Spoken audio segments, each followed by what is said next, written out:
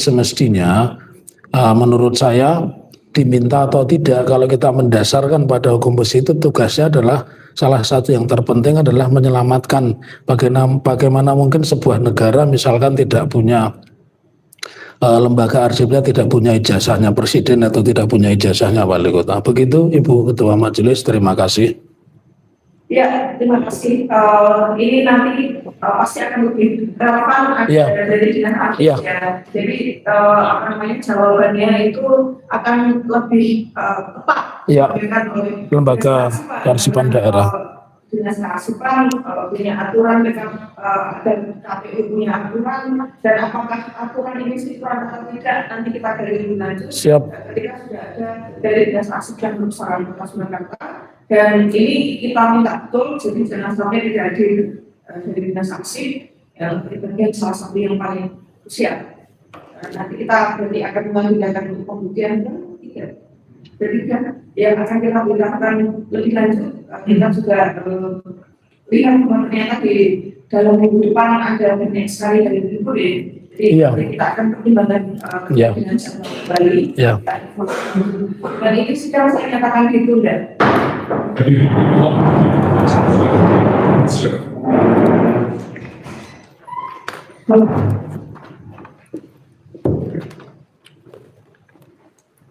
Jadi lembaga kearsipan daerah itu memiliki 3 tugas penting. 1, menyelamatkan arsip, menyimpan dan melestarikan arsip statis yang dan penting sebagai bukti akuntabilitas dan memori kolektif daerah.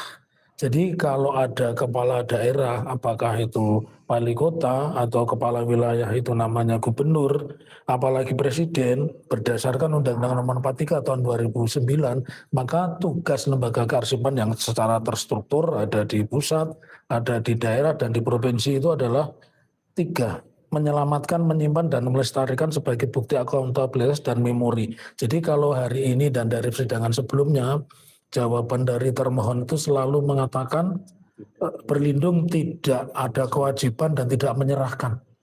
Lalu bagaimana kita bisa tahu Kota Solo itu dulu pernah ada pemberontakan PKI, Kota Solo itu dulu pernah menjadi daerah istimewa sebagaimana Jogja dan kemudian dicabut pemerintahnya. Dari mana kalau lembaga kearsipan daerahnya itu tidak memiliki data dan tidak menyelamatkan.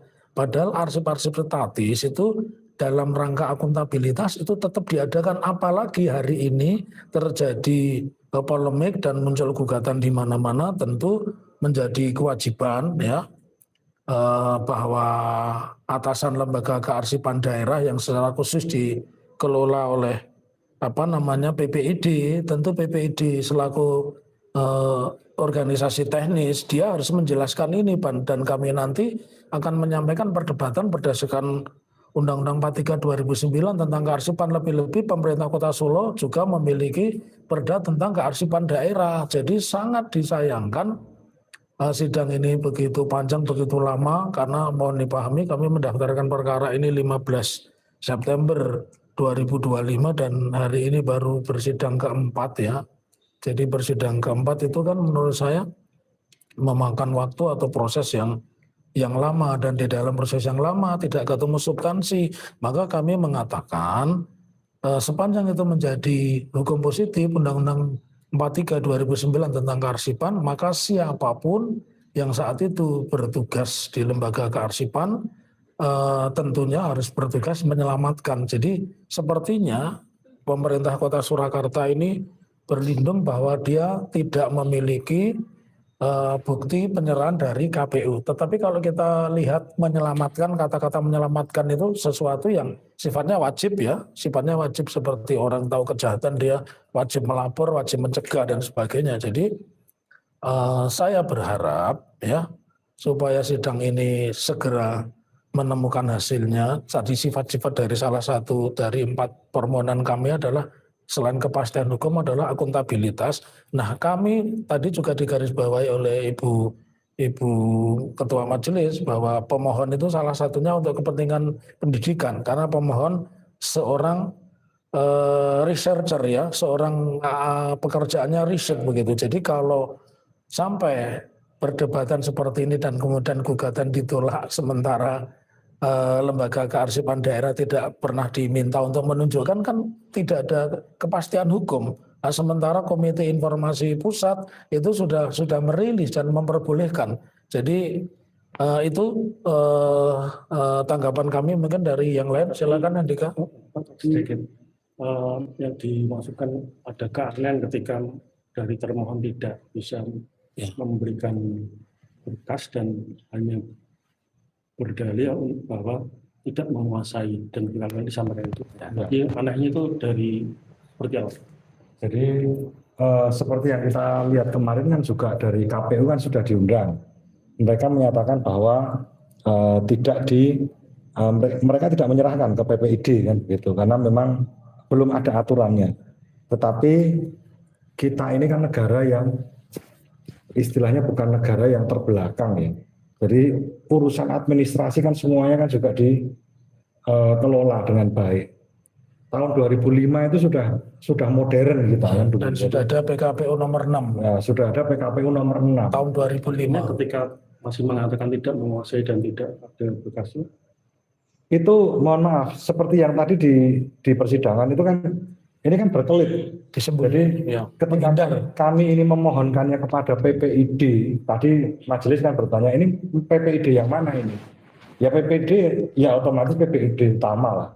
PPID utama adalah Pak Sekda kan begitu, yang biasanya memimpin adalah Sekda. Nah, ini kan seperti bolak-balik kan begitu. Jadi dari yang termohon ini seharusnya juga kita harus paham dulu bahwa kami ini memohonkan ijazah Joko Widodo itu yang dikelola oleh PPID dari SD sampai SMA sampai S1. Tetapi saya berharapnya semoga tidak nanti terus ada salah satu yang dijadikan kambing hitam. Ya. Jadi jangan sampai nanti KPU semuanya suruh nanggung KPU kan begitu.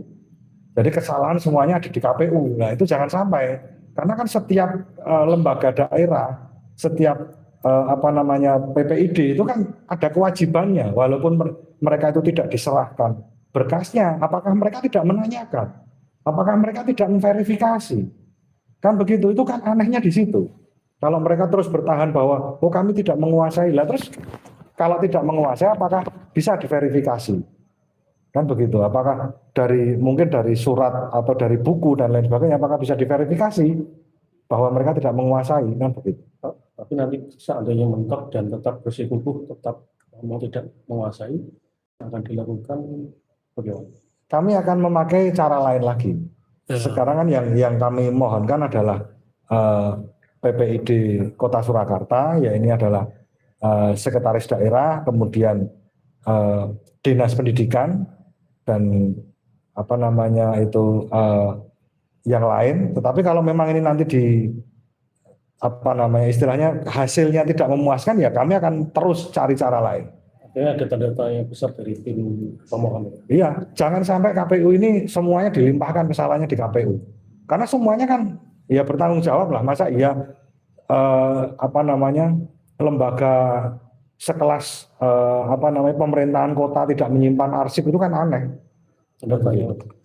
Ya. Terus nanti akan dihadirkan dinas kearsipan berikutnya. Ya, minggu depan yang dihadirkan adalah dari perpustakaan, lembaga kearsipan daerah. Ya. Dan sebagai tambahan, nanti di persidangan berikutnya kami akan mengajukan saksi, ya, terutama ahli mantan pengelola arsip, ya. Jadi beliau itu seorang arsiparis sarjana yang pekerjaannya mengarsipkan. Nah, tadi saya melengkapi rekan kami Andika. Di Undang-Undang Nomor 43 2009 itu tugasnya cuma 3, menyelamatkan, kemudian yang kedua mengkolek, dan yang ketiga ini bagian dari akuntabilitas, bagian dari sejarah. Jadi tidak bisa kalau lembaga arsip tidak memiliki tugas menyelamatkan, kemudian mengkolek, mengumpulkan, dan sebagai asas akuntabilitas, ya tentu negara ini besok-besok anak cucunya tidak tahu itu sejarah bangsanya kalau alasannya tidak ada kewajiban menyerap, padahal perintahnya kata-katanya menyelamatkan arsip statis, ya. menyambung pertanyaan tentang akan dihadirkannya lembaga kearsipan daerah, kami juga akan menyiapkan di persidangan berikutnya adalah arsiparis, orang yang memang memiliki keahlian dan dulu dia bekerja di pemerintah Kota Surakarta, dan kemungkinan besar persidangan besok itu pertanyaannya akan tajam begitu ya. Harapannya dengan dihadirkan saksi tadi Pak. Ya, harapan saya membuka kepada masyarakat bahwa apa yang dilakukan negara ini termasuk pemerintah Kota Surakarta itu adalah keliru. Masa arsipitatis orang yang penting begitu menjadi pejabat selama hampir 17 tahun ya, 10 tahun presiden, kemudian 5 tahun menjadi wali kota, wali kota terus gubernur dan sebagainya.